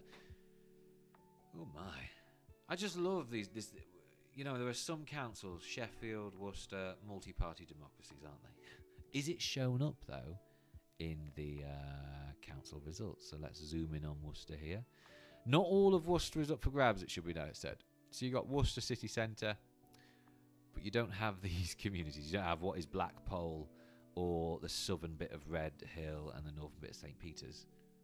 So yeah, will we sort of see this multi-party democracy in the results to come? Well, look at that. It last went Labour 26%, and now it's on course to be 41%. That's what a shift of 15 points in Labour's favour. What will that mean? Yes, Cathedral Ward will probably go Labour. What about St. Peter's? 15, 28, 30. It's not out of the question. Bedwardin, 15 points up, 32, 37%. That's not out of the question, is it? Yeah, look at these. There's a lot of Tory. When you look at these shifts, the Tories are down 8 points, Labour are up 15. It's not out of the question that Labour could take a lot of Tory seats. SC has jumped in here to say the Tories will lose claims to the Lib Dems and Labour ought to gain Cathedral. What about any other seats? Because look at this. The vote share is quite different compared to 2019. Should we not expect to see some pretty hefty seat shifts? Or rather, are the parties a little bit being too cautious? That's what I'm wondering, really. Green vote appears to be holding up a little bit, down 3 points though. But let's not forget 2019 locals. They were pretty poor for Labour and the Tories. Different environments, yeah. They were different environments. Smaller parties did better in 2019. The larger parties didn't. So maybe you'll see squeezage for the Greens and Lib Dems is inevitable, is expected. Yeah, that looks about right, doesn't it? Liberal Overlord jumps in, who might be a Liberal. I'm an eternal pessimist, so I'm assuming Tory vote will hold enough to keep most of their seats. It's a game of turnout, I think. I really do. What we noticed in the Chester by-election was that the wards that voted for Conservative... Sorry, let me start again. In the Chester by-election, the turnout was obviously down on the general election, but where it fell furthest was where the Conservatives normally won in council seats. So what we saw in the Chester by-election was, in essence, probably Tory voters staying at home, which is what the polls are reflecting right now. But you're not normally seeing that, really. If you're a door knocker or an activist for an opposition party, a party opposed to the current government, you will probably target Tory voters. You might get some conversions, but you'll probably get some angry people against you. But those people aren't guaranteed to vote, and the polls suggest those people will not be voting at all. And I think sometimes activists are pessimistic because they're not seeing the conversions that, to be honest with you, the polls aren't seeing. Let's not forget, 10% of the Tory base has gone Labour. I would say about 3, 4, 5% has gone Lib Dem. That's it. The rest of them, there's still around about 20% who are going to stay at home, and that is what's driving all these polls here. That's what's driving what will be big Labour gains. Turnout will probably be down. And what I think that does is complicates how we measure voter ID, the impact of voter ID, if we can measure it. So, yeah. We'll finish up with Blackpool. Yes. So, wait a minute. How did... I don't have the... Let me just check Blackpool vote share. How Blackpool voted at the 2019 local elections. How did it do? At the local elections, it was 43% Conservative, 42% Labour. So this, what you're looking at here, is a Blackpool that is split down the middle, 50-50, even though it looks as if there's more Tory seats to Labour. Although actually, no, you're including Weir there, aren't you? Yeah. Although you got a bit of Blackpool there, yeah, okay. But yes, is it true that Labour just needs one seat to gain Blackpool? That probably does make sense. But yes, there are some seats here that Labour should be targeting. I think one gentleman went in to say that they could go as far as taking Bipsham, which went 63% Conservative to 37% Labour at the last election. Warbeck, bit of a reach there for Labour. But this is so-called Red Wall England. And what we are seeing in so-called Red Wall England is the swings appearing larger. Darlington, Labour up 19 percentage points. Dudley, Labour up 13 percentage points. In Hyndburn, bit of a harder thing to say given not all seats are up for grabs there. North East Lincolnshire, oh my God, up 24 points. Really? I don't believe that, to be honest with you. I find that a bit hard to believe. Sunderland, Labour up 11 points. Yeah, you should expect to see Labour come back in a big way here. But before you already write the narrative, you will probably see a lower turnout as a consequence. That's probably what we're going to be seeing here. So, that is that. I've summarised a great deal of councils throughout England that are going to be up on the 4th of May. There's a lot. There's a hell of a lot to do. It's going to be absolutely exciting to do it. I'm going to probably stay on here for about another 5-10 more minutes. If you have any questions, if you want me to zone in on any councils, please do let me know. I'm going to... Should I turn up the music a little bit? What music can we play? I don't know what I don't normally wear my headphones here. What we got? Yes. Oh, it's all right. Yeah, that's kind of cool. I am going to be so tired on Friday. A well-deserved rest, though. Any thoughts on York, New Forest, Southampton? What else we got? Liverpool. Yeah. Right, let's look. Terence Price of YT. What boundaries? So, Liverpool, new boundaries here. This used to be one ward, so you see this bit here. That looks more like a bit of a shape, an Among Us, a very chubby Among Us shape, I suppose. This was one ward, 3-member ward, and at the last election it voted Green. Now it's split into 3 wards: Sefton Park, St Michael's, Festival Gardens. I don't know where the Green vote is, but all of this as one ward did vote Green. So I made the assumption that it probably all did vote Green. Do I know for a fact? I don't. If you have any corrections, please do send them in. But yes, Liverpool's going to be quite interesting. There's a lot of independents standing, a lot more. The reason Liverpool is having these new boundaries, the council elections were suspended last year, is obviously because of corruption scandal. The former mayor Joe Anderson, replaced by Joanne Anderson, got into a spot of bother, understatement of the year, and the other parties are smelling blood. Labour could be on the back foot here. The Greens could make gains. So could the Liberals, Lib Dems, Independents. We don't know. Don't know. If anyone has any local knowledge, please do send it in, because that's going to be very interesting. Because to tell you the truth, I haven't given Liverpool as much attention as I perhaps should, because I'm making the I'm making the assumption that it should stay Labour, but maybe it won't, as a backlash to the way the council has been governed. Could get interesting, that. But yes, don't really know this. Who else asked? Southampton. New wards as well. New wards. Of course, we should expect to see Labour do better. How did this place vote? How did this borough vote last time round? Ooh, why isn't it counted? Oh, for some reason, I don't think it... Oh, yes, because it's new boundaries. I don't have the former results in my hand.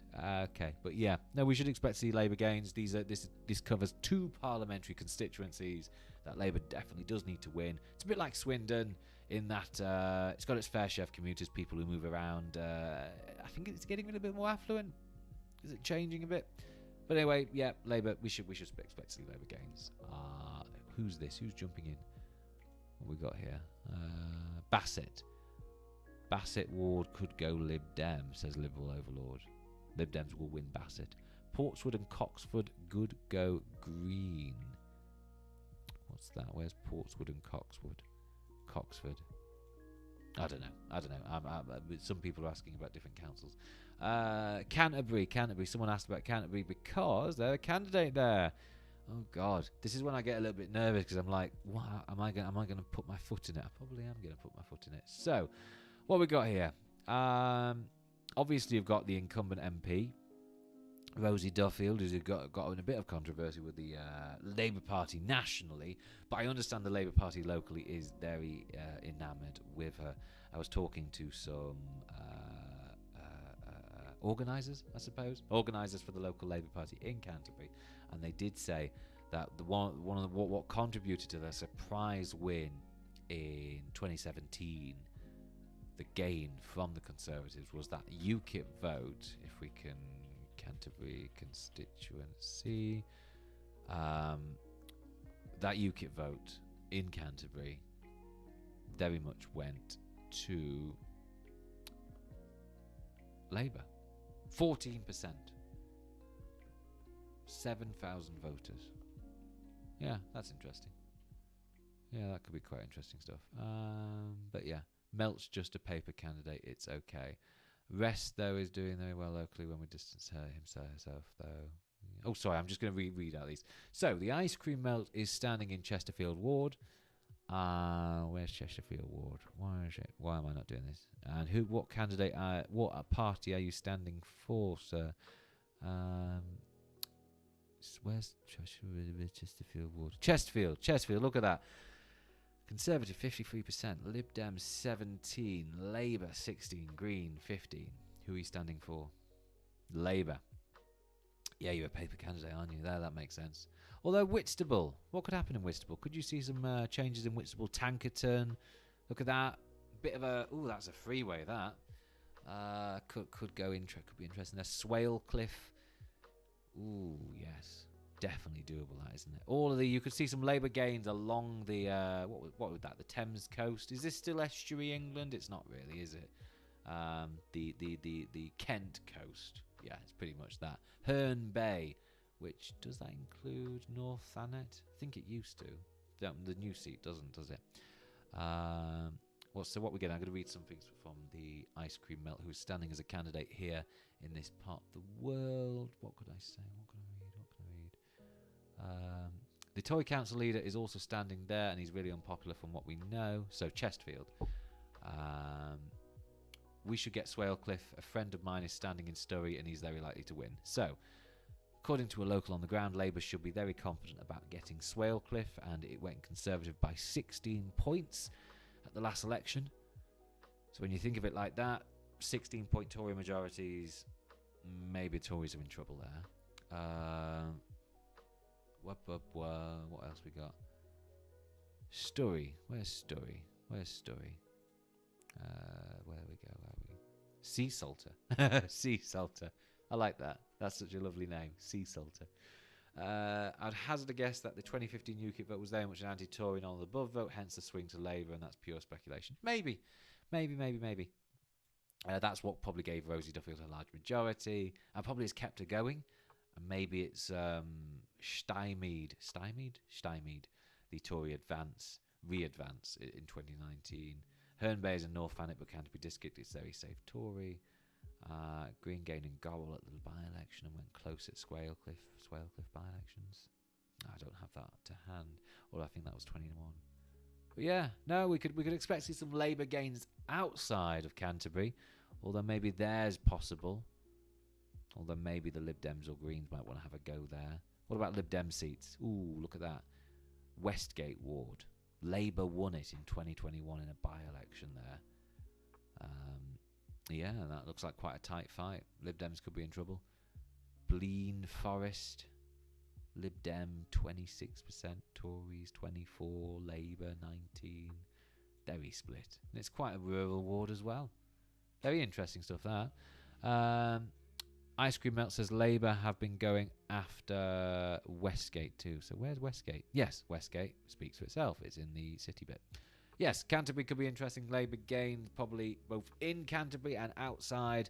That's going to be very interesting stuff. What about Erewash? That is north of Nottingham. Derby. North of Derby. No, it's around here. Where is it? No, that's Amber Valley. Yes, this is it. Ilkeston, Little Harlem, which I think one of my friends actually lives there. 52-48, another 52-48. Labour should be bullish. That's Broxtowe, Erewash, Broxtowe and Amber Valley are just very much... 10, 15 years ago, Erewash, Broxtowe, Amber Valley, Ashfield as well, I guess. These were marginal seats fought by Tories v Labour, and since then they've gone very, very strongly. Tory, but it looks like perhaps we'll be seeing some re-advances for Labour, particularly in Amber Valley and Heanor, in Alfreton, in North East Derbyshire as well, I guess. But yeah, Erewash, what can we say here?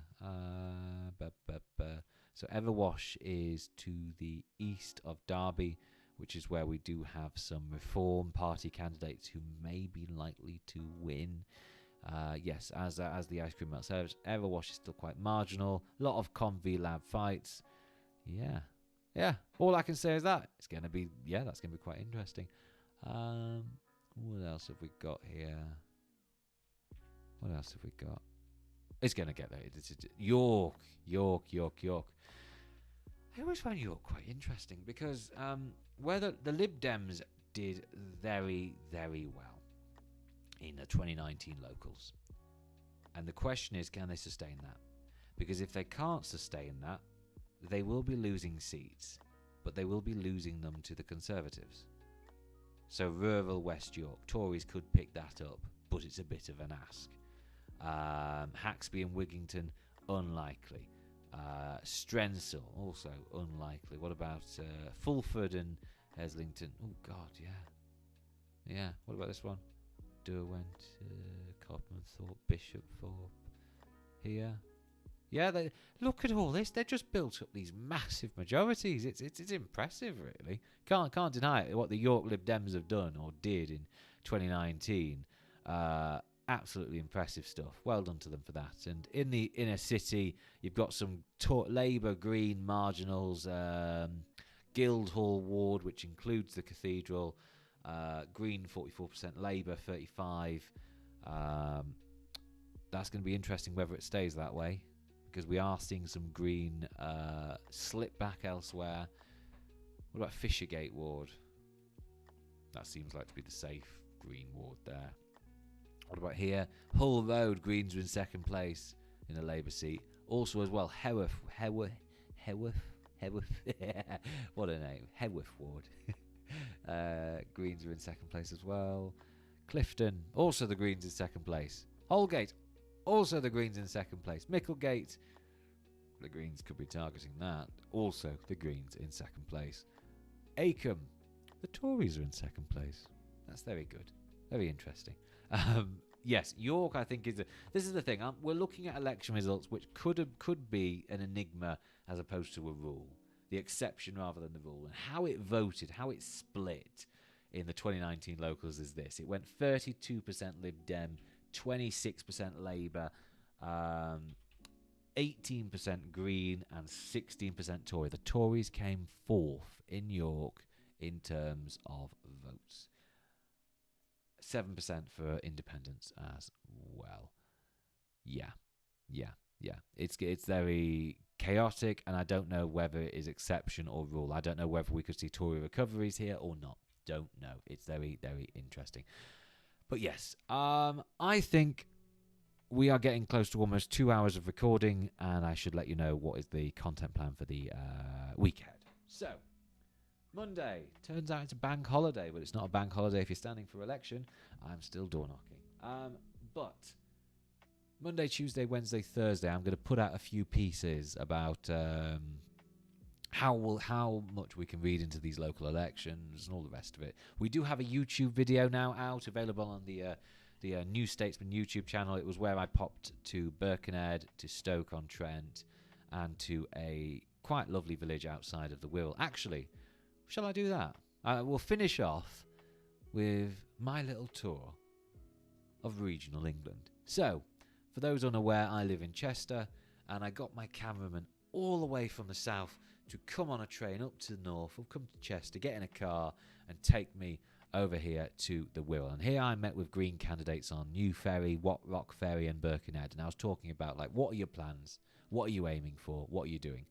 And for most people on the ground, the Greens are targeting a fair few wards on the Wirral at Labour's expense. So Bebbington ward here, the Greens won it last year and the year before. When I was talking to them, they seemed quite bullish about picking up the seats, 3 of those seats this year. Compared to the council right now, that would be Labour down 1 seat. We also think Labour could suffer losses in Bromborough. The councillor, one of the incumbent Labour councillors, was expelled from the party over being a member of a proscribed group, which was Labour Against the Witch Hunt, and she has since joined the Green Party. And when I was there in Bromborough, or rather, when I was there in the ward, which includes Port Sunlight and New Ferry, there was not one Labour poster in sight. It was just Green. And that stayed with me a bit. And you don't normally see that unless the party with the most posters is going to win the ward. Port Sunlight had a fair few Green posters. It surprised me, to tell you the truth. And when you look at that, in 2019 it went 48% Labour, 22% Conservative. Quite surprised there. So a big shift is expected. The Greens are unlikely to shed any support in Birkenhead and Tranmere and Prenton ward. And I understand as well they're targeting Seacombe ward, which doesn't necessarily make much sense when you look at how the ward voted 4 years ago. Labour 64%, UKIP 15%, Green 12%. That's interesting. Let's see how that will turn out on the 4th of May. But yes, on the Wirral, looks as though the Greens will be making some gains at the expense of Labour. But yes, just to reiterate here, the Greens seem to be targeting Bebbington, Bromborough, because the incumbent Labour councillor was expelled and then joined the Greens, and it's apparently they're also targeting Seacombe ward. So yeah, as Slayer says, there could be a real churn. What's going on here? Labour are bullish though about winning Pensby and Thingwall, and also apparently Greasby. Although when you look at that, it doesn't seem like it's doable. Let's find out on May the 4th, or after May the 4th. But yeah, so I went there, talked to the Greens, found out what they were doing. Interesting stuff. They're bullish. Anyway, I went from there to Stoke-on-Trent. My cameraman was absolutely gasping for a sandwich, and I was very much, no, we've got appointments, stuff your sandwich, we're getting this done. I was very much a slave driver for my cameraman, who I'm very grateful for, Phil, who is just great. Yeah, but there we go. Got to Stoke-on-Trent, wolfed down a sandwich here, and got filming in Smallthorne ward. Now, Smallthorne there's been boundary changes here, and this is Labour. This voted Labour in 2019, but the councillor here was a Labour councillor, elected as Labour, and then joined the Conservatives in 2021, to the consternation of obviously the local Labour Party, who had a fair few words to say about her.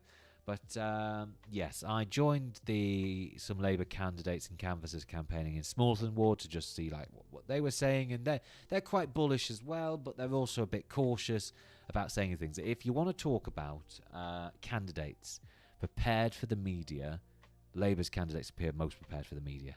And I sometimes listen to them kind of thinking like, no, I want to hear what you really think. And sometimes getting that when doing interviews, when getting the cameras out, can be few and far between.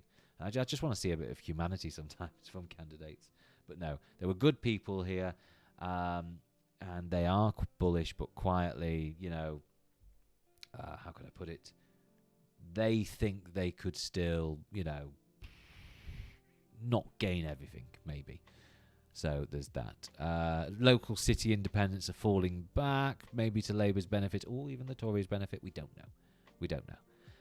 But yes, Stoke-on-Trent, I think it could be a little bit hard to call that. I wish YouGov did a poll there. I think that would have been interesting. But anyway, I went to Stoke, and after that I finished up in Crewe in this ward. Williston and Rope ward. Now, Crewe and Nantwich is the parliamentary constituency. Labour definitely need to see it. They definitely need to gain it. But to win it, you need to win outside of Crewe.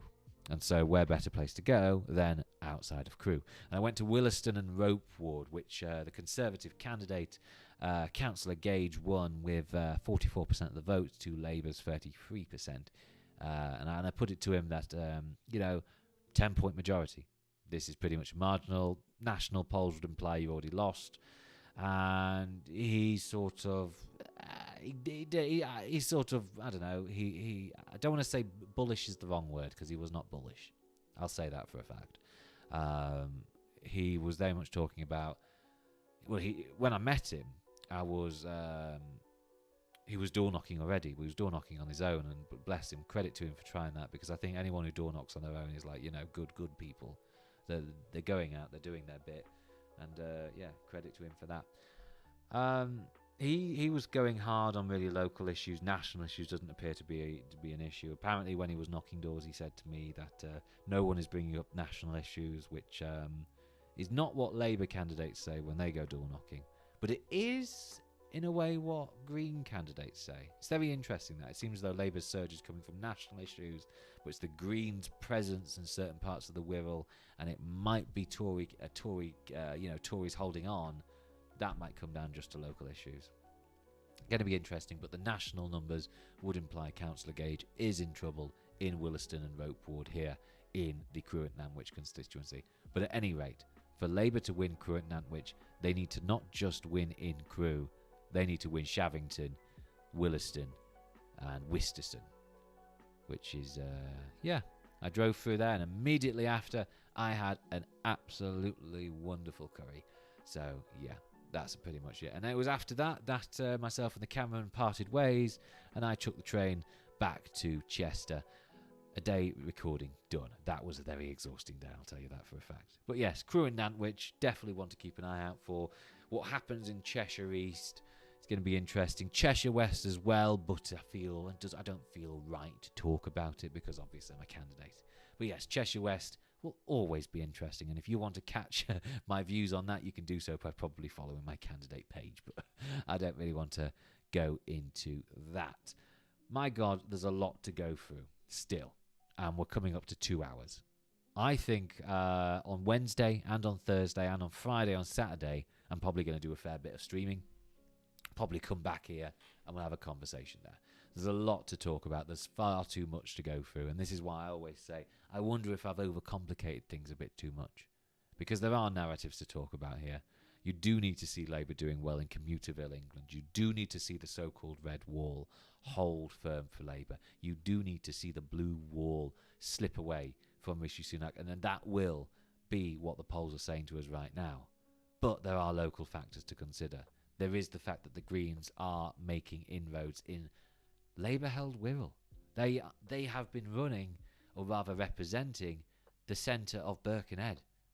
You know, initially it was over what was it, like the redevelopment of a local, what do you call it, shopping centre, and then they drilled in on other issues, right? National narratives don't really account for that, but being able to give coverage to that is something I think we should do more of. But yeah, it's very interesting. I need to talk about Leicester as well, and Nottingham, and how Labour's grip on Asian voters for decades on end is actually slipping away a little bit. Because I made this view, if any of you listen to the New Statesman podcast, which I recommend you do, I made this point, which is that when you are first, second, third generation immigrants, and when you are new immigrants to a country and you have voting rights, your priority is security. Of course it is. It's always going to be security. And you will be voting for the party which speaks loudest to you, which is Labour. Migrants' rights, ethnic rights, etc. But when you grow from that, when you evolve from that to something else, something non-security based, when it comes to other issues, maybe more social issues, whatever, you start voting other ways. And what we're seeing in the UK now is minority ethnic voters that have, for the past few decades, been primarily concerned with security, the preservation of their ability to exist in this land, to get good support in this land. They're moving on to other issues. They're moving on to issues like any other Britain would, any other non-immigrant Britain would, and that's what we're starting to begin to see, which is migrants or ethnic minority voters vote for issues other than their own security, which is, to tell you the truth, not always great news for Labour, because they've been relying on these votes in certain areas for so long. I'll give you one example that always stays with me, which is Blackburn, which is the ward. Where is it? So in Blackburn, normally it votes Labour pretty convincingly, but in 2021, we had an Asian Tory candidate win quite convincingly. It was Audley and Queen's Park Ward. I remember this. I wonder if I can get the map. 2021 local elections. Britain elects. What have we got? Yes. Let's see if we can. Let's see if the New Statesman's kept it on the website. Yeah. So let's just go here. Let's go and have a look at Audley and Queen's Park Ward. And you look at that there. Look at it. It sticks out like a sore thumb. And that was a Tory gain, a Conservative gain from Labour. But look at that. 53 to 47%, 52-48. A shift, a Tory increase of 38 percentage points. And what that was is an Asian Tory candidate actually just having connection to the local community and winning. And to be honest with you, we're going to see a lot more of that. The Tories' capacity to actually exist in these communities and have candidates in these communities is going to be for their benefit. And if you want to talk about Tory gains this election, I don't want to say look at every area with a high Asian population, but it might come in some of those areas. We are beginning to see that in Nottingham, in Leicester, we saw it in London in certain parts with Hindu voters last year. It's interesting. It's going to be quite good, and we're seeing sort of international foreign politics imported here as well. Where do you stand on Kashmir? Where do you stand on India, Mr. Modi, and all that, unpleasant stuff, because that is what it is. It's being imported to the UK. It was exploited by Labour in the Batley and Spen by-election. It showed a photo of Boris Johnson shaking Mr. Modi's hand, and it was dog whistle. It was, I think, dog whistle politics. But, yeah. Oh, gosh, I can't remember this. This is how I designed the tables. Huh. How different is it to now? Yeah, it's different. Cool. That's quite, yeah. Galloway would be proud. Yeah, well, George Galloway, who exploited a great deal of it in the centre of London in 2005, it is very much that politics coming to bear, and I think playing a greater role, always going to play a greater role in the future, I think. It's going to be interesting, it's going to be worrisome, and it requires solutions. But I would very much appreciate it if we started covering it a little bit more, because I don't know that much about it, because, well, I haven't lived in those communities. But yes, right, look, it is 18:02, 2 minutes past 6 this evening, and I was meant to go door knocking an hour ago. So, not great for me, but anyway, look, I've got a lot to get through. Thursday's going to be intense. We're going to do some streams. As the polls close, we'll give you a look. Here's what to watch out for stream. That'll probably get a lot of traffic, to tell you the truth. I'll do a cheat sheet published on the New Statesman website, which will sort of tell you, here's what's going to happen at 11 p.m. Here's what to watch out for. 4 a.m. if you're still awake for some silly reason, blah, blah, blah. All that kind of stuff. You'll have to do that. I think that'll help I think that'll help people.